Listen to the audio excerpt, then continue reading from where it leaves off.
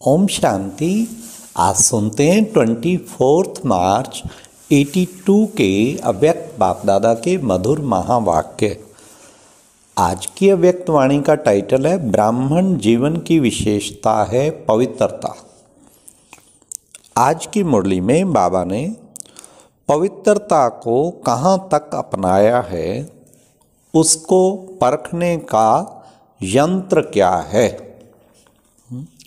फिर बाबा ने ब्रह्मा आचार्य किसे कहेंगे और शिव आचार्य किसे कहेंगे। तीसरा, सदा सुखी और शांत आत्मा की निशानी क्या है। लास्ट, पवित्रता के संपूर्णता की परिभाषा क्या है। सुनते हैं 24 मार्च 82 की अव्यक्त मुरली। ब्राह्मण जीवन की विशेषता है पवित्रता। आज बाप दादा अपने पावन बच्चों को देख रहे हैं। हरेक ब्राह्मण आत्मा कहाँ तक पावन बनी है, यह सबका पोता मेल देख रहे हैं। ब्राह्मणों की विशेषता है ही पवित्रता। ब्राह्मण अर्थात पावन आत्मा। पवित्रता को कहाँ तक अपनाया, उसको परखने का यंत्र क्या है। पवित्र बनो, यह मंत्र सभी को याद दिलाते हो, लेकिन श्रीमद् प्रमाण इस मंत्र को कहाँ तक जीवन में लाया है। जीवन अर्थात सदा काल। जीवन में सदा रहते हो ना, तो जीवन में लाना अर्थात सदा पवित्रता को अपनाना। इसको परखने का यंत्र जानते हो। सभी जानते हो और कहते भी हो। पवित्रता क्या यंत्र है, सुनो बाबा क्या बताते हैं। सभी जानते हो और कहते भी हो कि पवित्रता सुख शांति की जननी है। अर्थात जहाँ पवित्रता होगी वहाँ सुख शांति की अनुभूति अवश्य होगी। इसी आधार पर स्वयं को चेक करो। मनसा संकल्प में पवित्रता है, उसकी निशानी मनसा में सदा सुख स्वरूप शांत स्वरूप की अनुभूति होगी। अगर कभी भी मनसा में व्यर्थ संकल्प आता है तो शांति की बजाय हलचल होती है। क्यों और क्या, इन अनेक क्वेश्चंस के कारण सुख स्वरूप की स्टेज अनुभव नहीं होगी और सदैव समझने की आशा बढ़ती रहेगी। यह होना चाहिए, यह नहीं होना चाहिए, यह कैसे, यह ऐसे। इन बातों को सुलझाने में ही लगे रहेंगे। इसलिए जहाँ शांति नहीं वहाँ सुख नहीं। तो हर समय चेक करो, किसी भी प्रकार की उलझन सुख और शांति की प्राप्ति में विघ्न रूप तो नहीं बनती है। अगर क्यों क्या का क्वेश्चन भी है तो संकल्प शक्ति में एकाग्रता नहीं होगी। जहाँ एकाग्रता नहीं वहाँ सुख शांति की अनुभूति हो नहीं सकती। वर्तमान समय के प्रमाण फरिश्तेपन के संपन्न स्टेज के व बाप समान स्टेज के समीप आ रहे हो। उसी प्रमाण पवित्रता की परिभाषा भी अति सूक्ष्म समझो। सिर्फ ब्रह्मचारी बनना भविष्य पवित्रता नहीं, लेकिन ब्रह्मचारी के साथ ब्रह्माचार्य भी चाहिए, शिव आचार्य भी चाहिए। अर्थात ब्रह्मा बाप के आचरण पर चलने वाला, शिव बाप के उच्चारण किए हुए बोल पर चलने वाला। फुट स्टेप अर्थात ब्रह्मा बाप के हर कर्म रूपी कदम पर कदम रखने वाला। इसको कहा जाता है ब्रह्मा आचार्य। तो ऐसी सूक्ष्म रूप से चेकिंग करो कि सदा पवित्रता की प्राप्ति, सुख शांति की अनुभूति हो रही है। सदा सुख की शैया पर आराम से अर्थात शांति स्वरूप में विराजमान रहते हो। यह ब्रह्मा आचार्य का चित्र है। सदा सुख की शैया पर सोई हुई आत्मा के लिए यह विकार भी छत्र छाया बन जाता है। दुश्मन बदल सेवाधारी बन जाते हैं। अपना चित्र देखा है ना, तो शेष सैया नहीं लेकिन सुख सैया। सदा सुखी और शांत की निशानी है सदा हर्षित रहना। सुलझी हुई आत्मा का स्वरूप सदा हर्षित रहेगा। उलझी हुई आत्मा कभी हर्षित नहीं देखेंगे।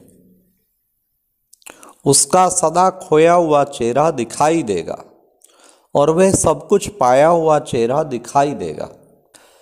जब कोई चीज खो जाती है तो उलझन की निशानी क्यों, क्या, कैसे ही होता है। तो रूहानी स्थिति में जो भी पवित्रता को खोता है उनके अंदर क्यों, क्या, कैसे की उलझन होती है। समझा कैसे चेक करना है? सुख शांति के प्राप्ति स्वरूप के आधार पर मनसा पवित्रता को चेक करो। दूसरी बात, अगर आपकी मनसा द्वारा अन्य आत्माओं को सुख और शांति की अनुभूति नहीं होती, अर्थात पवित्र संकल्प का प्रभाव अन्य आत्मा तक नहीं पहुंचता, तो उसका भी कारण चेक करो।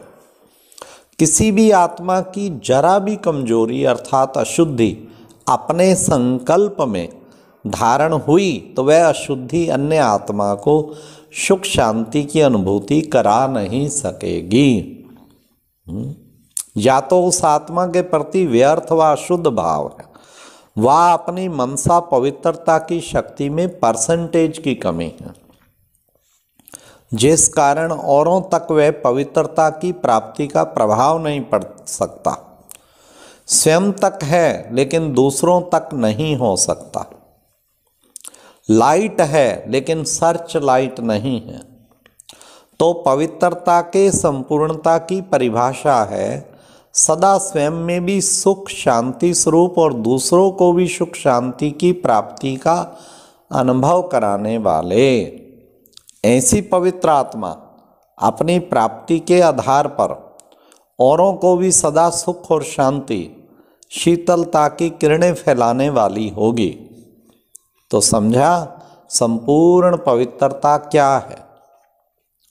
पवित्रता की शक्ति इतनी महान है जो अपनी पवित्र मनसा अर्थात शुद्ध वृत्ति द्वारा प्रकृति को भी परिवर्तन कर लेते।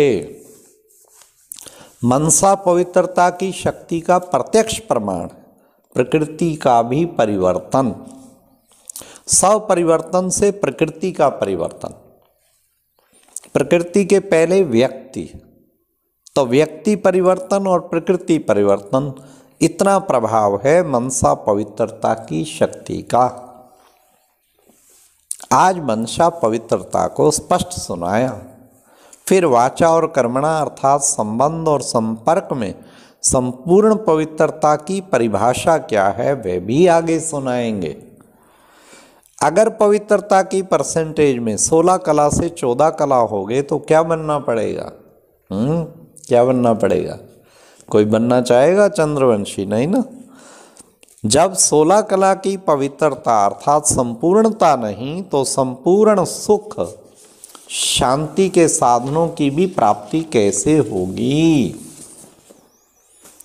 युग बदलने से महिमा ही बदल जाती है। उसको सतो प्रधान और उसको सतो कहते हैं।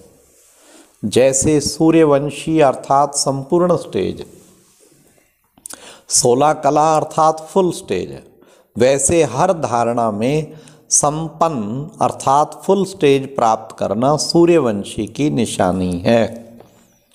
तो इसमें भी फुल बनना पड़े। कभी सुख की शैया पर, कभी उलझन की शैया पर, इसको संपन्न तो नहीं कहेंगे ना। कभी बिंदी का तिलक लगाते तो कभी क्यों क्या का तिलक लगाते। तिलक का अर्थ ही है स्मृति। सदा 3 बिंदियों का तिलक लगाओ। तीन बिंदियों का तिलक ही संपन्न स्वरूप है। यह लगाने नहीं आता है, लगाते हो लेकिन अटेंशन रूपी हाथ हिल जाता है। अपने पर भी हंसी आती है ना। लक्ष्य पावरफुल है तो लक्षण संपूर्ण सहज हो जाते हैं, मेहनत से भी छूट जाएंगे। कमजोर होने के कारण मेहनत ज्यादा करनी पड़ती है। शक्ति स्वरूप बनो तो मेहनत समाप्त। अच्छा, सदा सफलता हमारा जन्म सिद्ध अधिकार है। यह अधिकार प्राप्त की हुई आत्माएं सदा संपूर्ण पवित्रता द्वारा स्वयं और सर्व को सुख शांति की अनुभूति कराने वाली, अनुभूति करने और कराने के यंत्र द्वारा सदा पवित्र बनो, इस मंत्र को जीवन में लाने वाले, ऐसे संपूर्ण पवित्रता सुख शांति के अनुभवों में स्थित रहने वाले बाप समान फरिश्ता स्वरूप आत्माओं को बाप दादा का याद प्यार और नमस्ते। तो ये थी आज की अव्यक्त मुरली। पवित्रता को, संपूर्ण पवित्रता को अपनाना है, उसी से सदा सुख शांति रहेगी और सदा हर्षित रहेंगे। अच्छा, ओम शांति। और अब यह एक बहुत अच्छी वीडियो भी जरूर देखें।